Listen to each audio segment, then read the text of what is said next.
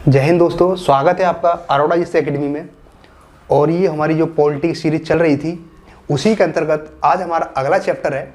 और इस चैप्टर के माध्यम से आज मैं आपको प्रधानमंत्री के बारे में महत्वपूर्ण फैक्ट हैं, कंसेप्ट हैं और किस किस प्रकार से क्वेश्चन बन सकते हैं उसके बारे में कराऊंगा। ठीक है, तो उससे पहले आप थोड़ा इमेजिनेशन करो कि प्रधानमंत्री, देखो अगर कोई भी टॉपिक यदि आपको पढ़ना हो तो उस टॉपिक को पढ़ने से पहले थोड़ा माइंड में इमेज लाया करो। सपोज करो मैं आपको प्रधानमंत्री पढ़ाने वाला हूं, तो प्रधानमंत्री पढ़ाने से पहले मैं तो कोशिश करूंगा ही कि आपको जो चीजें हैं बताऊं, लेकिन आपकी एक जिम्मेदारी ये बनती है कि आप पढ़ने से पहले थोड़ा माइंड में इमेजिनेशन लाओ कि वर्तमान में प्रधानमंत्री कौन है। इससे क्या होगा, इससे आपकी उस टॉपिक के प्रति थोड़ी कह सकते हैं मतलब लगाव होगा और थोड़ी क्यूरियोसिटी बढ़ेगी कि भाई हमको क्या क्या चीज में सीखनी है। आप खुद देखो कि वर्तमान में जो प्रधानमंत्री जी हैं उनका क्या क्या रोल होता है। ठीक है, दूसरा कि वो किस किस प्रकार से वो चुनाव प्रक्रिया होती है, तब एक व्यक्ति कोई प्रधानमंत्री बनता है। ठीक है, हालांकि वो हेड ही होता है, मंत्रिपरिषद के हेड को ही प्रधानमंत्री बोल देते हैं। ठीक है, और कौन कौन सी कंडीशन में प्रधानमंत्री किस किस प्रकार से काम करता है। ठीक है, यदि आप इन सब बातों को सोचोगे, क्योंकि आए दिन अखबार में प्रधानमंत्री के बारे में कुछ ना कुछ घटनाएं आती रहती हैं, तो यदि आप इस तरीका से किसी भी टॉपिक को लेकर के चलोगे तो आपकी क्या होगी, एक बेहतर समझ होगी उस टॉपिक को लेकर के। तो मेरी यही कोशिश है शुरुआत से कि आपको मैं रटाऊं ना, उसके साथ साथ क्या है कि मैं आपको थोड़ा महसूस कराऊं। यदि आप पढ़ाई को महसूस कर पा रहे हो तब तो उस पढ़ाई का कुछ बेनिफिट है। यदि महसूस नहीं कर पा रहे हो तो वही दिक्कत बनी रहती है कि आखिर यार पढ़ा और भूल गए। लेकिन यदि आपने उस चीज को महसूस किया है, देखा है, समझा है, सुना है, तो वो पढ़ाई बहुत आसान होती चली जाती है। क्योंकि जीएस एक ऐसा पोर्शन है कि उसमें अधिकांश बच्चों को यही दिक्कत आती है कि सर के हमको पढ़ तो लेते हैं लेकिन समझ में नहीं आता है। ठीक है, समझ ले तो फिर याद रखने में दिक्कत आती है। उसका क्या वजह है? उसकी सिंपल वजह है कि आपने उस टॉपिक को पढ़ते समय ना तो विजुलाइज किया और ना ही उस टॉपिक को महसूस किया।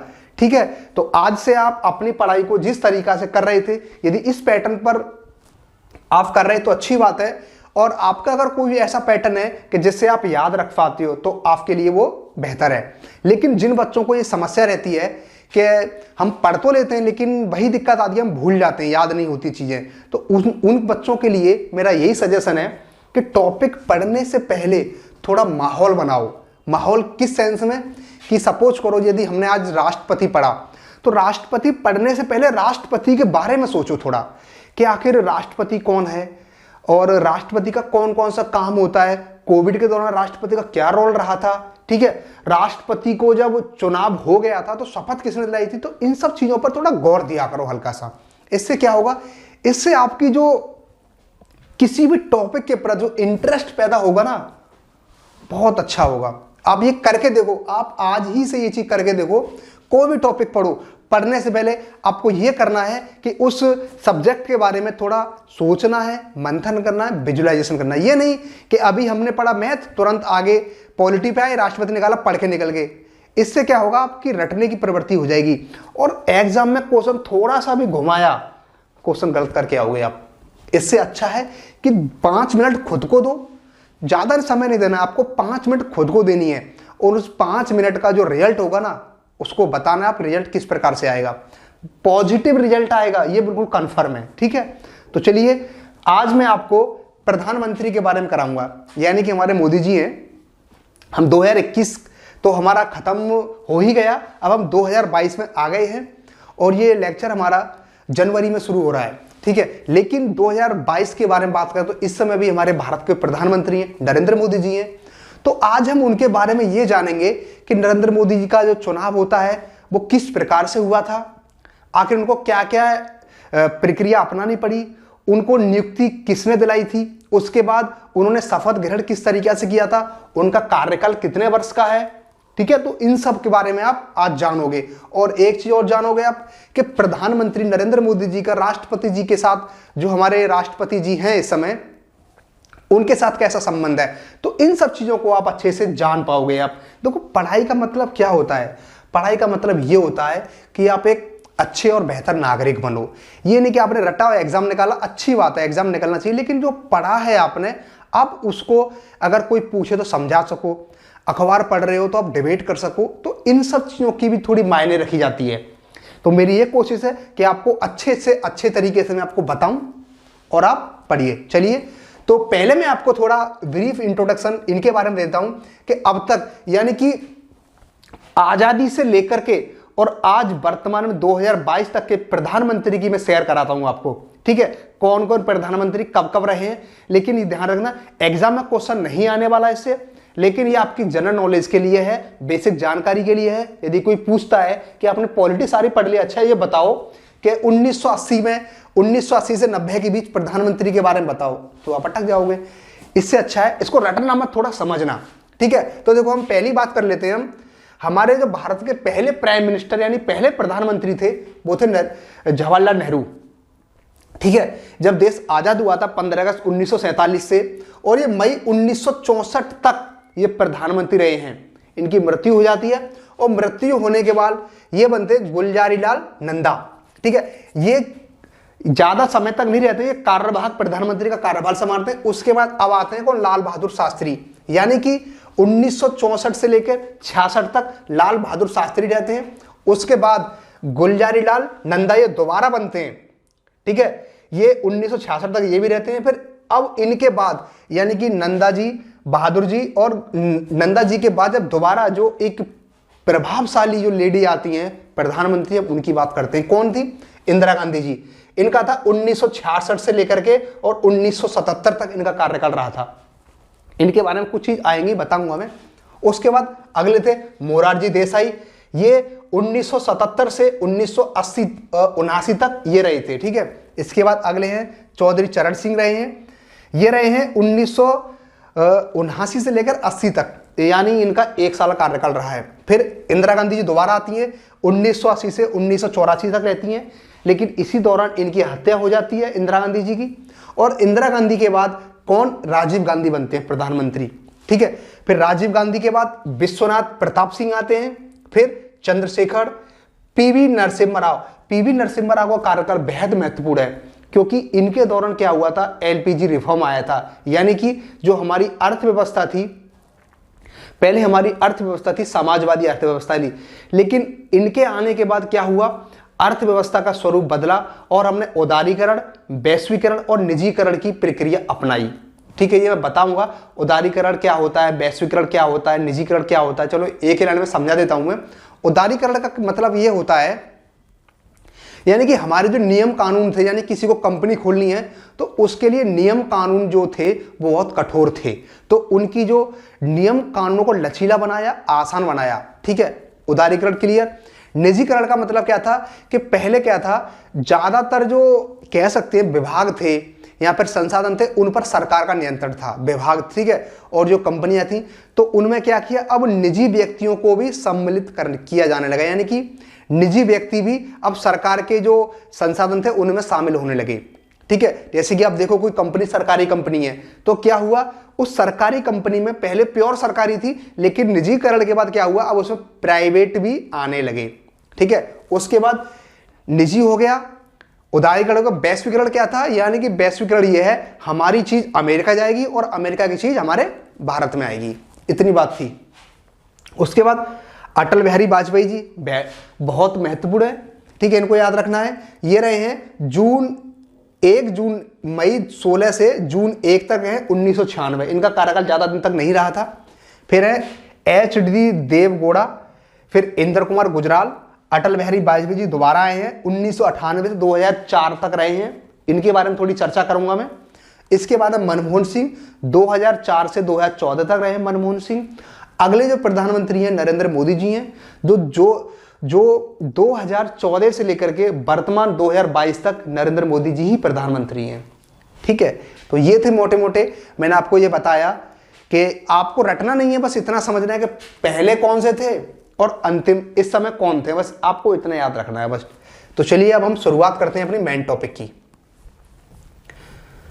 यदि हम मेन टॉपिक के बारे में बात करें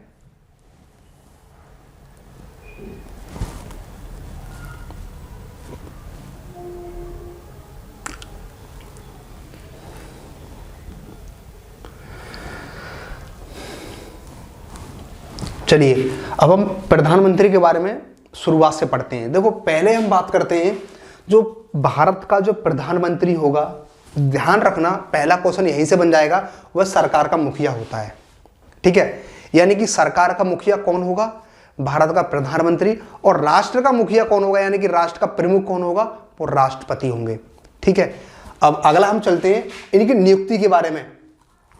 ध्यान रखना प्रधानमंत्री का कोई भी चुनाव नहीं होता है। थोड़े अजीब लगी होगी बात आपको, इसलिए क्योंकि क्या होता है, सांसद का चुनाव होता है, सांसद चुन के जाते हैं, जो सरकार बहुमत में आती है उसमें से ही एक सदस्य को राष्ट्रपति जी नियुक्त करते हैं। ठीक है, ध्यान रखना उनको प्रधानमंत्री की नियुक्ति की जाती है, उसका निर्वाचन नहीं होता, नियुक्ति की जाती है। किसके द्वारा? राष्ट्रपति के द्वारा। तो अगर उनकी नियुक्ति के बारे में यदि हम बात करें तो आपको अनुच्छेद 75 याद रखना है, यानी कि 75 अनुच्छेद ये कहता है कि प्रधानमंत्री की नियुक्ति कौन करेगा और कैसे होगी। आपसे क्वेश्चन यही बन जाएगा कि प्रधानमंत्री की नियुक्ति के बारे में जो प्रावधान है वो किस अनुच्छेद में है। तो ध्यान रखना अनुच्छेद 75 में प्रधानमंत्री की नियुक्ति के बारे में प्रावधान दिया गया है। अब हम थोड़ी थोड़ी बात कर लेते हैं। यहाँ पे पहले यही बात कर लेते हैं, प्रधानमंत्री की नियुक्ति राष्ट्रपति करेगा। हालांकि संसदीय व्यवस्था के अनुसार राष्ट्रपति बहुमत दल के नेता को प्रधानमंत्री नियुक्त करता है। क्लियर हुई? यानी कि जिस व्यक्ति का लोकसभा में बहुमत होगा वह व्यक्ति प्रधानमंत्री बनेगा। नहीं हुई क्लियर? दोबारा सुनो, यानी कि जिस व्यक्ति की सीटें सर्वाधिक लोकसभा में, जिस व्यक्ति के सर्वाधिक सांसद होंगे, ठीक है, वह व्यक्ति क्या करेगा, अपना वर्चस्व दिखाएगा और प्रधानमंत्री बनने की योग्यता रखेगा और राष्ट्रपति उस व्यक्ति को नियुक्त कर देगा। अगला है, यदि स्पष्ट बहुमत ना हो तो प्रधानमंत्री की नियुक्ति में वह अपनी व्यक्तिगत विवेकता का प्रयोग कर सकता है और जिसको प्रधानमंत्री नियुक्त करेगा उसे 1 माह के भीतर सदन में विश्वास मत हासिल करने को कहता है। सिंपल तो यह है, यदि किसी व्यक्ति को यदि लोकसभा में विशेष बहुमत प्राप्त हो गया, ठीक है, यानी कि वो विशेष बहुमत में आ गया। विशेष बहुमत का मतलब क्या होता है, यानी कि बहुमत दल की बात क्या होती है, जैसे कि कुल सीट कितनी है 543, यानी कि 50+1, यानी आधे से एक अधिक जिस व्यक्ति को सीट प्राप्त होती है वो व्यक्ति भारत का प्रधानमंत्री बन जाता है। अब आप खुद करके देखो, 543 का आधा करो, उसके बाद उसमें 1 जोड़ दो, मतलब 50+1 जिस व्यक्ति को सीट प्राप्त होंगी वह व्यक्ति क्या बन जाएगा, प्रधानमंत्री बन जाएगा। अब कंडीशन कब फंसती है, कंडीशन तब फंसती है यदि किसी व्यक्ति को स्पष्ट बहुमत नहीं मिला, यानी कि उसे 50+1 सीटें प्राप्त नहीं हो पाई, मतलब कुल जो सीटें हैं उसकी 50+1 उसे सीट प्राप्त नहीं हो पाई। अब इस कंडीशन में क्या होगा, इस कंडीशन में राष्ट्रपति अपने विवेक का प्रयोग कर सकता है, यानी कि राष्ट्रपति किसी भी व्यक्ति को प्रधानमंत्री नियुक्त कर सकता है, लेकिन कंडीशन एक है, उसे 1 माह के भीतर सदन का विश्वास मत हासिल करना पड़ेगा। कैसे? अब विश्वास मत क्या होता है, विश्वास मत यह होता है कि उस व्यक्ति को, राष्ट्रपति को यह दिखाना होगा कि मेरे पक्ष में 50+1 व्यक्ति हैं, मतलब इतने व्यक्ति मुझको समर्थन कर रहे हैं और मैं प्रधानमंत्री बनने के योग्य हूं। अगर उसको 50+1 यानी कि उसे बहुमत प्राप्त नहीं होता है तो राष्ट्रपति उसकी जो प्रधानमंत्री बनाया था उसको हटा देगा। ठीक है, फिर अगला चुनाव होगा। क्लियर हुई? राष्ट्रपति प्रधानमंत्री के चुनाव पर नियुक्ति के लिए अपना व्यक्तिगत निर्णय लेता है जब प्रधानमंत्री की अचानक मृत्यु हो जाए और उसका कोई स्पष्ट उत्तराधिकारी ना हो। अगर सत्ताधारी दल का नेता चुन ले तो राष्ट्रपति उसे प्रधानमंत्री नियुक्त कर लेता है, यानी कि यदि प्रधानमंत्री की यदि अचानक मृत्यु हो जाती है तो तुरंत चुनाव तो होते नहीं है, तो उस कंडीशन में राष्ट्रपति अपने विवेक का प्रयोग कर सकते हैं। जैसे कि जब इंदिरा गांधी जी की जब 1984 में मृत्यु हुई थी तो राजीव गांधी को प्रधानमंत्री बनाया गया था और राजीव गांधी को प्रधानमंत्री बनाया गया था, लेकिन क्या होगा, उनको बस सदन का विश्वास मत लेना होता है, यानी कि उनको यह दिखाना होता है कि मेरे पक्ष में अभी सदन के सभी लोग मेरे पक्ष में हैं। ठीक है, ये उनको 1 माह के भीतर हासिल करना होता है और वो प्रधानमंत्री बन जाते हैं।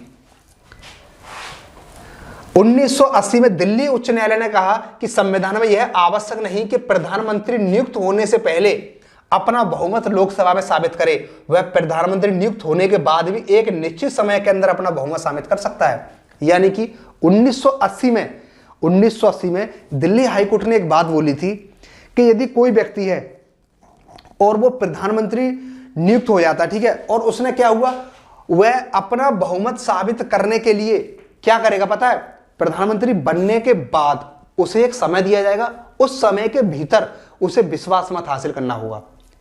क्लियर है? ऐसा नहीं होगा कि पहले आप साबित करो उसके बाद पीएम बनोगे, ऐसा कुछ नहीं है। मतलब पहले आपको पीएम नियुक्त कर दिया जाएगा, उसके बाद आपको एक समय दिया जाएगा और उस समय के भीतर आपको क्या करना पड़ेगा, अपना बहुमत साबित करना पड़ेगा कि मेरे पक्ष में 50+1 सदस्य हैं लोकसभा के। ठीक है, अगला है फिर 1997 में उच्चतम न्यायालय ने कहा कि एक व्यक्ति जो किसी भी सदन का सदस्य ना हो 6 माह के लिए प्रधानमंत्री नियुक्त हो सकता है। इस समय उसे संसद के किसी भी सदन का सदस्य बनना होगा।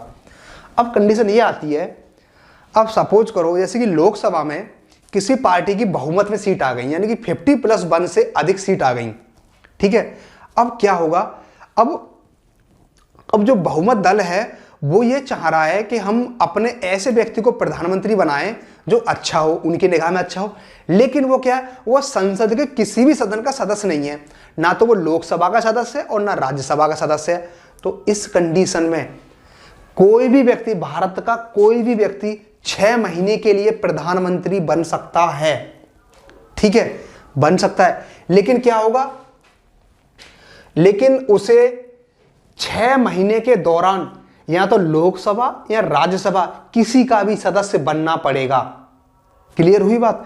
यानी कि भारत का कोई भी व्यक्ति प्रधानमंत्री बन सकता है, बस उसे 6 माह के अंदर लोकसभा या राज्यसभा दोनों में से किसी भी सदन का सदस्य बनना पड़ेगा, उसके बाद ही वह अपने पद पर रह पाएगा। ठीक है, क्लियर हुई? अगला है, प्रधानमंत्री संसद के दोनों सदनों में से किसी का भी सदस्य हो सकता है। वही बात, यानी प्रधानमंत्री, अगर कोई व्यक्ति प्रधानमंत्री है, जरूरी नहीं है कि लोकसभा का ही सदस्य हो, वह राज्यसभा का सदस्य भी हो सकता है। जैसे कि मनमोहन सिंह जी थे, वो राज्यसभा के सदस्य थे। यानी कि अगर कोई व्यक्ति यदि या तो लोकसभा का नहीं है, राज्यसभा का है, तो राज्यसभा का सदस्य भी प्रधानमंत्री बन सकता है। लेकिन ब्रिटेन में क्या है, ब्रिटेन में प्रधानमंत्री लोकसभा का सदस्य होने चाहिए। यानी कि अगर ब्रिटेन में यदि प्रधानमंत्री को चुनने की बात आती है तो उसे लोकसभा का सदस्य होना अनिवार्य है। लेकिन भारत में वो व्यक्ति, क्वेश्चन इस प्रकार से आएगा आपसे, प्रधानमंत्री बनने के लिए भारत में किसका सदस्य होना अनिवार्य है, लोकसभा, राज्यसभा, दोनों, या इनमें से कोई नहीं। ध्यान रखना, दोनों, यानी कि वो दोनों में से किसी का भी सदस्य हो सकता है। अब बात आती है कि प्रधानमंत्री को शपथ कौन दिलाता है। ठीक है, तो पहला क्वेश्चन यहीं से बन जाएगा, प्रधानमंत्री को शपथ दिलाई जाती है, वो राष्ट्रपति जी के द्वारा शपथ दिलाई जाती है। क्लियर?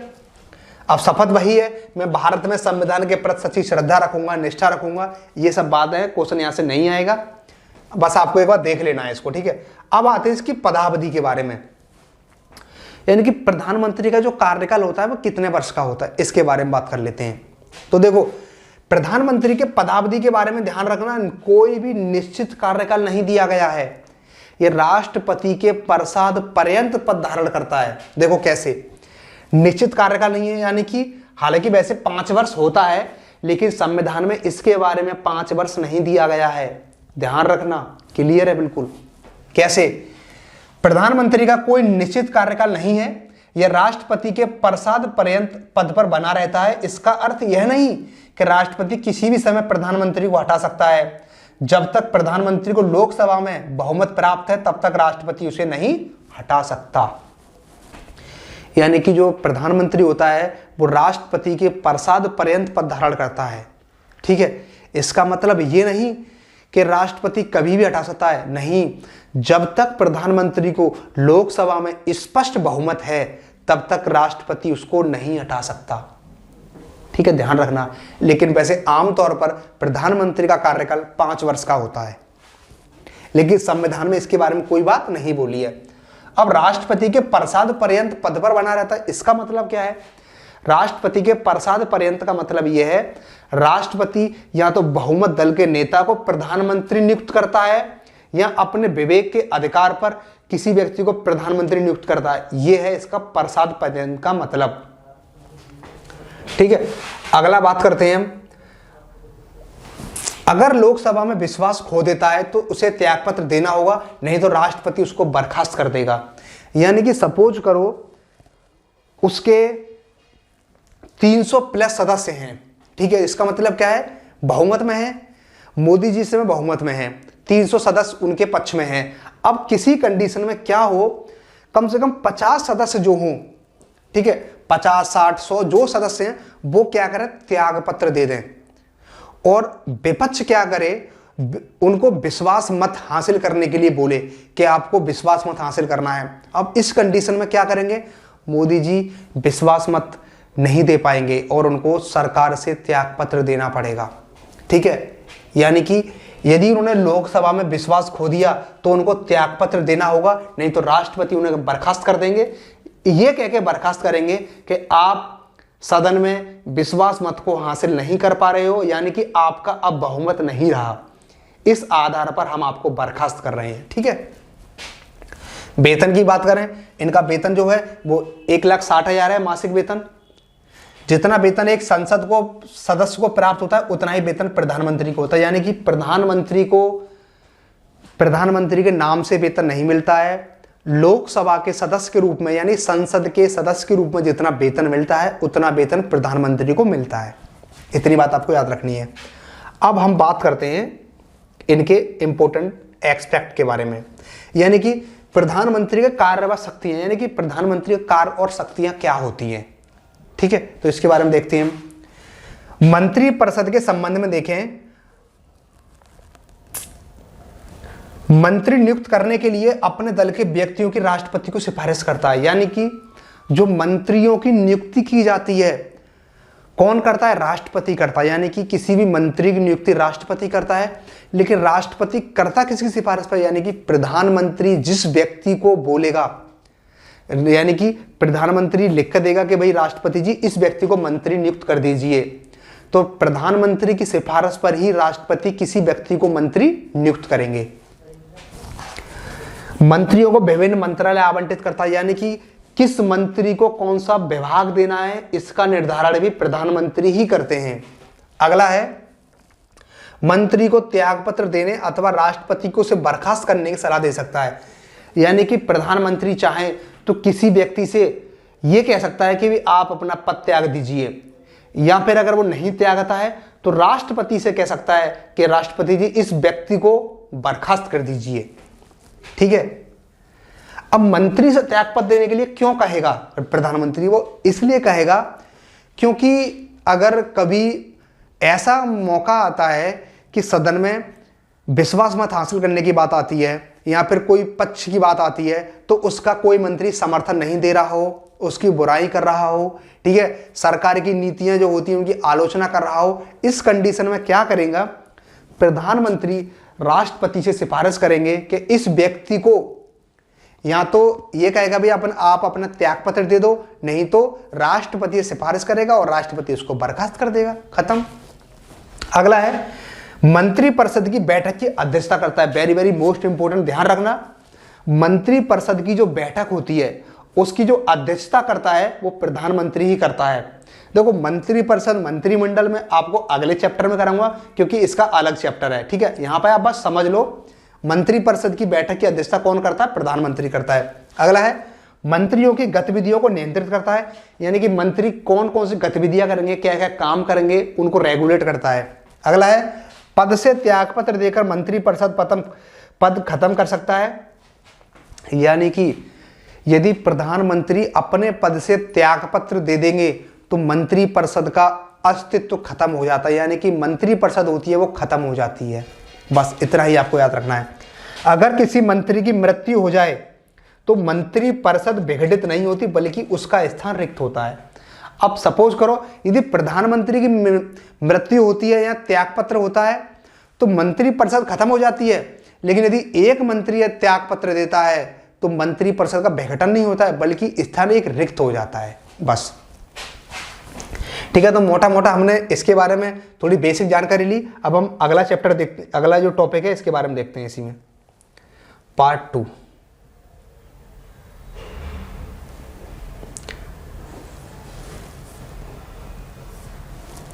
एक मिनट,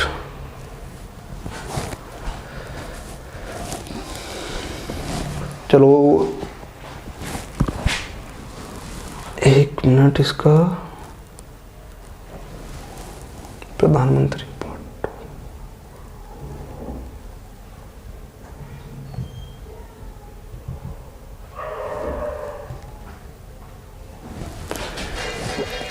टाइम कम है, चलो इसके बाद अगले करा दूँ।